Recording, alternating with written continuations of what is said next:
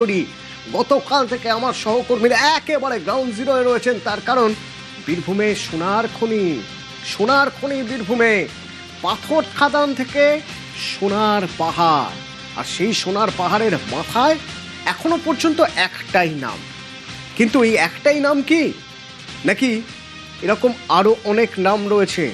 কারণ মনে রাখতে হবে, বীরভূম এমন একটা জায়গা, সেই জায়গায় এই টুলু মণ্ডল, আমরা বলছি টি কোম্পানি কিভাবে কাজ করতো সেখানে।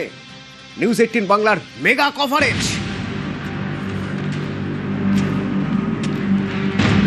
তৃণমূল জমানার মাফিয়া রাজের পর্দাফাঁস, বীরভূমের মাটিতে দুর্জনের ঘাঁটির খোঁজ, বালি পাথর কয়লায় অবাধে লুটতরাজ,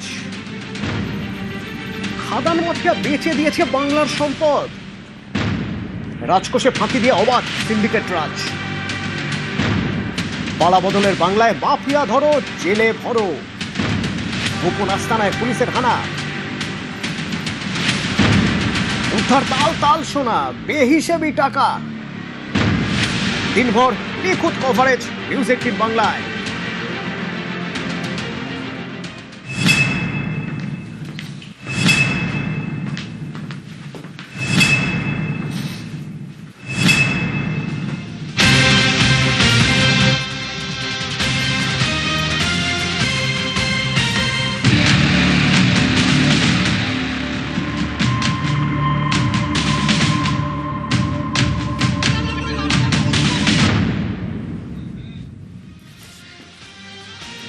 মিনারের বাড়িতে কাল রেড হতেই টুলুর পাথর খাদানে পৌঁছে গিয়েছিলাম আমরা। না, খাদানের কাজ বন্ধ, কিন্তু সেখানে গিয়ে আমরা কি দেখলাম? সেখানে যতগুলো ডাম্পার রয়েছে, সব ডাম্পারগুলোয় এমএসপি লেখা। এমএসপি কি? এই এমএসপি গেট পাস, টুলুর গেট পাস। আমার সঙ্গে আবির আছে, সরাসরি আবিরের সঙ্গে কথা বলবো। আবির, আজ সকালে যখন তুমি গিয়েছিলে তখন তুমি বলছিলে যে এমএসপি ডাম্পারগুলো এমএসপি লেখা আছে। এই এমএসপি দেখলেই নাকি টোলে গাড়ি ছেড়ে দেওয়া হতো, ডাম্পার ছেড়ে দেওয়া হতো, মানে সেদিক থেকে দেখতে গেলে এমএসপি গেট পাস। তো এই এমএসপির ফুল ফর্ম কি?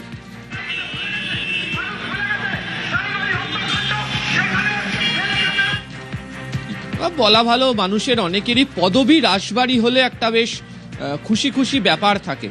তো এই টুলু মণ্ডল তিনি তার পদবীর যে ব্যবহার সেটাকেই কার্যতই এমএসপির মধ্যে দিয়ে নিয়ে এসেছেন। দেখো, এই যে বীরভূমের যে পাথর খাদান থেকে ক্রাশার থেকে সেটি পাথর সরবরাহ করা হচ্ছে।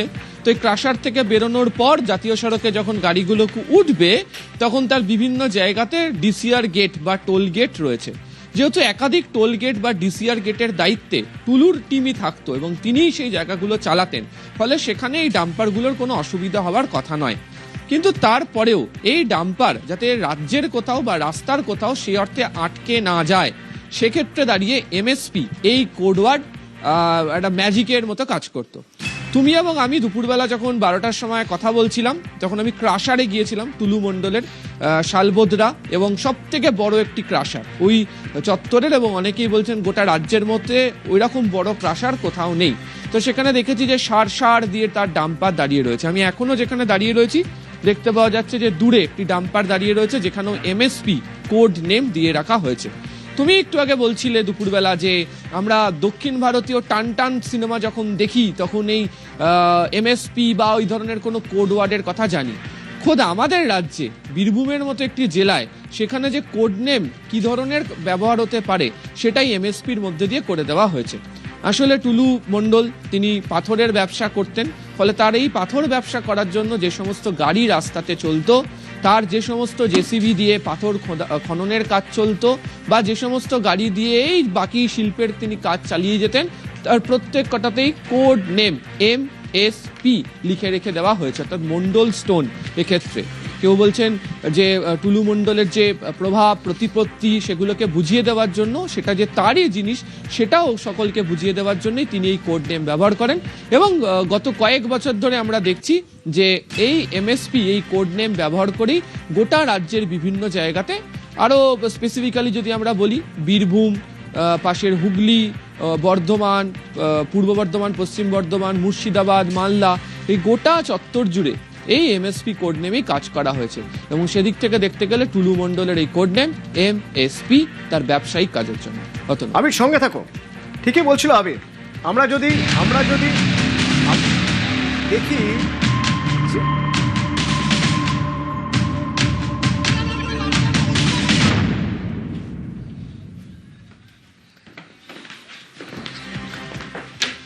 আবির বলছিল মন্ডল স্টোন প্রোডাক্ট এমএসপি, ঠিকই বলছিল। আমরা জনপ্রিয় দক্ষিণ ভারতীয় ছবির কথা যদি দেখি ট্রাকের গায়ে বিভিন্ন বাক্সে একটা কোড খোদাই রয়েছে, আর সেই কোডটা দেখার পরে লোকজন চমকে উঠছে, ছেড়ে দিচ্ছে, পুলিশ, নিরাপত্তারক্ষী সবাই ছেড়ে দিচ্ছে। কেন ছেড়ে দিচ্ছে? তার কারণ হচ্ছে ওই কোড ভয়ঙ্কর, ওই কোড যার বিরাট প্রভাবশালী, যা খুশি করে ফেলতে পারে। সুতরাং ওই কোড দেখলে হাত ছোঁয়ানো যাবে না। আর এমএসপিও সেরকম একটা কোড যদি হয়েই থাকে, তাহলে এই এমএসপি মন্ডল স্টোন প্রোডাক্ট মালিক টুলু মণ্ডল কতটা প্রভাবশালী আঁচ করা যায় তার সম্পত্তি দেখলে, তার সম্পত্তির পরিমাণ দেখলে আঁচ করা যায়। সিউড়িতে প্রাসাদ, মোহাম্মদ বাজারে সোৎসলে জন্মভিটে, সেখানে বাড়ি, প্রাসাদের মতো বাড়ি। স্থানীয়রা বলছেন একেবারে প্রাসাদ। কলকাতায় একাধিক ফ্ল্যাট আছে, দুবাইয়ে ফ্ল্যাট, রিসর্ট, প্রচুর সম্পত্তি। কেষ্টর বিষ্টু টুলু প্রশ্ন উঠছে, কারণ 2011 থেকে বীরভূমের লাল মাটিতে সবুজের দাপট। আর বীরভূম মানেই বেতাজ বাদশাহ অনুব্রত মণ্ডল। অনুব্রত জেলায় টুলুর বালি পাথরের সাম্রাজ্য। টুলুর এত বড় সাম্রাজ্যের কি কিছুই জানতেন না কেষ্ট? আমরা শোনাবো, তার বক্তব্য শোনাবো পরবর্তীতে। টুলুর কীর্তি কি 2021-এ ভোট পরবর্তী হিংসায় যুক্ত, 2022-এ খুনের মামলা 1 মাস হাজতবাসও হয়েছিল। টুলুর সিউড়ি মোহাম্মদ বাজারের বাড়িতে ইডি অভিযান চালায় 2022-এ। গরু পাচার মামলায় 2023-এ দিল্লিতে ইডির জিজ্ঞাসাবাদ। নিউ টাউনে গাড়ি থেকে 5 কোটি টাকা উদ্ধারের সময়ও এই ঠিক ভোটের আগে গত বছর টুলুর নাম উঠে এসেছিল। রাজ্য পুলিশের এসটিএফ, সিআইডি বারবার তলব করেছে টাকা উদ্ধারের ঘটনায়। এবং 2026-এ অবৈধভাবে বালি মজুদের অভিযোগ। এই টুলুর সাম্রাজ্য টি কোম্পানি কতটা প্রভাবশালী, কতটা প্রতিপত্তি ছিল।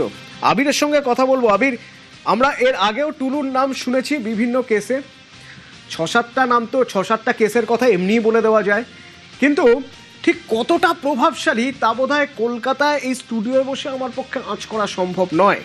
কিন্তু যতবার বীরভূমে গিয়েছি টুলুর নাম আমি শুনেছি বিভিন্নভাবে। যখন টুলু সম্পর্কে খোঁজ নিতে, শুধুমাত্র টুলু কত গুরুত্বপূর্ণ একটা তা খোঁজ নিতে তুমি আজ সকাল থেকে বিভিন্ন মানুষের সঙ্গে কথা বললে, কি বলছেন তারা, কতটা প্রভাবশালী টুলু মণ্ডল? তার আগে তোমার একটু আগের কথার প্রসঙ্গতে আমি ফিরে যাই। 2008-9 সাল, যে সময় থেকে টুলু মণ্ডল তিনি এই বীরভূমের বেতাজ বাদশাহ হিসাবে তিনি নিজেকে তুলে ধরার চেষ্টা করছেন, কাজ শুরু করছেন, একই রকমভাবে 2009 সাল থেকে এই বীরভূম জেলাতে রাজনৈতিক পরিবর্তনের একটা ইঙ্গিত খুব স্পষ্টত লক্ষ্য করতে পারা যাচ্ছিল। এবং তুমি যদি দেখো 2009 সালের পর থেকে তৃণমূল কংগ্রেসের উত্থান অন্তত 2024-এর লোকসভা নির্বাচন পর্যন্ত বজায় ছিল। লোকসভা হোক, বিধানসভা হোক, পঞ্চায়েত হোক, পুরস্তর হোক, আর এই গোটা নির্বাচনগুলির যে সাফল্য, সেই সাফল্য দাবি করতেন কে? দাবি করতেন হচ্ছে অনুব্রত মণ্ডল, যাকে বীরভূমের রাজনীতিতে বাঘ বলা হতো। এবং তিনি একমাত্র বোধহয় তৃণমূল কংগ্রেসের জেলা সভাপতি ছিলেন যিনি বিধায়ক, যিনি সাংসদ, তিনি কোনো কিছু না থেকেও, তিনি যখন রাজ্য সভাপতি থেকেও যে ধরনের পূর্ণ ক্ষমতার ব্যবহার তিনি করতেন, বা তাকে ঘিরে একটা ক্ষমতার বলয় তৈরি হতো, সেই ক্ষমতার বলয়ের মধ্যে টুলু মণ্ডলের প্রবেশ হয়ে গিয়েছিল।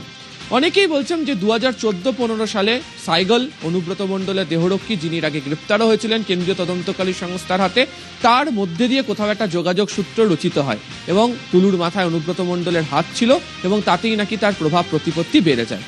সকাল থেকে বিভিন্ন জায়গাতে ঘুরে যে আঁচ পাওয়া যাচ্ছিল, এক তো আমরা তার যে বাড়ি প্রাসাদোপম বাড়ি আমরা দেখিয়েছি। 2, যে 9টা ডিসিআর বা টোল গেট তা টুলুর হাতে ছিল তা আমরা দেখিয়েছি। তৃতীয়ত, একের পর এক ডাম্পার তার যে রয়েছে তা আমরা দেখিয়েছি। মস্ত বড় খাদান তা আমরা দেখিয়েছি। তার মস্ত বড় যে ক্রাশার, সব থেকে বড় শালবদ্রাতে, সেটা আমরা দেখিয়েছি। আমি এখন যেখানে দাঁড়িয়ে রয়েছি আমার পিছনে যে বিপুল সম্পত্তি যেখানে রয়েছে, শুধু নিজের ডাম্পার নয়, আরও একাধিক ডাম্পার এখানে স্তূপীকৃত রাখা হচ্ছে। তোমার পাথর বালির যে অংশ, এই সমস্ত জায়গাও টুলুর দখলে রয়েছে। এবং অনেকেই বলছেন যে শুধু এই রাজ্যে নয়, ঝাড়খণ্ড রাজ্যতে গিয়েও টুলু তার ব্যবসা করা শুরু করে এবং তার জন্য তার স্পেশাল টিম ছিল। টি কোম্পানির এক একজনকে এক এক ধরনের দায়িত্ব দেওয়া ছিল, তারা এই যাবতীয় কর্ম পরিচালনা করতেন। এবং তিনি নিজে কতটা প্রভাব প্রতিপত্তি পূর্ণ ছিলেন সেটা বোঝানোর জন্য তিনি সামাজিকভাবে তার মেয়ের বিবাহের সময় যে জাঁকজমকপূর্ণ আয়োজন করেছিলেন, সেই ছবিও এখনো বীরভূমের মানুষ কেন গোটা রাজ্যের মানুষকে চমকে দেওয়ার মতো। ফলে এটাই ছিল তার প্রভাব প্রতিপত্তির চেহারা। তবে বলছেন আসলে তিনি মনে করতেন যে এক রাজনৈতিক নেতা তার সঙ্গে রয়েছেন, তার হাত তার মাথার ওপর রয়েছে এবং সে কারণেই তিনি এভাবে গোটা জেলা জুড়ে তার প্রভাব প্রতিপত্তি বৃদ্ধি করে যাওয়ার চেষ্টা চালিয়ে গিয়েছেন। অতনু। আবির, তুমি ঠিকই বলেছো। আসলে এই জায়গাটা এতটাই মারাত্মক যে এখানে আমরা জানি সোনার পাথর বাটি বলে কিছু হয় না, কিন্তু আমরা এটা জানি যে সোনার পাথরের খাদান থেকে সোনা ফলে। কেন ফলে তার কারণ এই জায়গাটা একবার দেখুন, ভালো করে দেখুন। আমরা বলছি এটাকে বারমুডা ট্রায়াঙ্গেল। মোহাম্মদ বাজার, রাজনগর, দুবরাজপুর, এই ট্রায়াঙ্গেলটাকে আমরা বারমুডা ট্রায়াঙ্গেল বলছি। আমরা কেন বলছি এটাকে বারমুডা ট্রায়াঙ্গেল? তার কারণ এই জায়গা ছোটনাগপুর মালভূমির ভিতরে পড়ছে।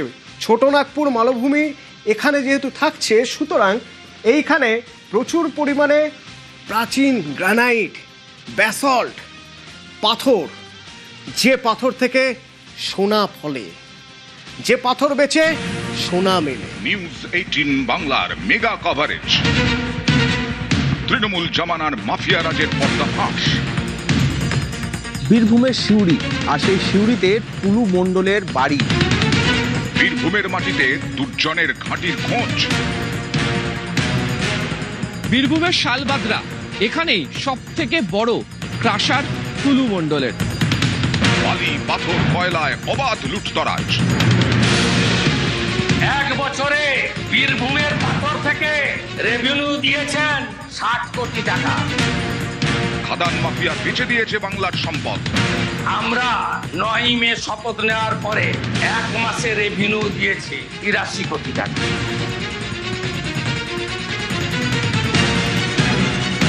রাজকোষে ফাঁকি দিয়ে অবাধ সিন্ডিকেট রাজ। 83 গুণিত 1200 কোটি। পশ্চিমবঙ্গ সরকারের অ্যাকাউন্টে 100 কোটি, বাকি 1100 কোটি ক্যামাক স্ট্রিট হয়ে দুবাই। যে রাজস্ব আদায় করার যে রাস্তাটা, সেই রাস্তায় তো নেতারা লুটে পুটে খাচ্ছে। পালা বদলের বাংলায় মাফিয়া ধরো, জেলে ভরো। গোপন আস্তানায় পুলিশের হানা। পুলিশ সূত্রে খবর, এই টুলু মণ্ডল একটা র্যাকেট চালাতো। উদ্ধার তাল তাল সোনা, বেহিসেবি টাকা। এই গাড়িগুলিতে করেই কিন্তু যে টাকা বোঝায় এবং সোনা বোঝায় যে ট্যাঙ্কগুলো কালকে নিয়ে আসা হয়েছে, এরকম 6টা ট্যাঙ্ক তোলা হবে আর কিছুক্ষণ পরে। দিনভর নিখুঁত কভারেজ নিউজ 18 বাংলায়।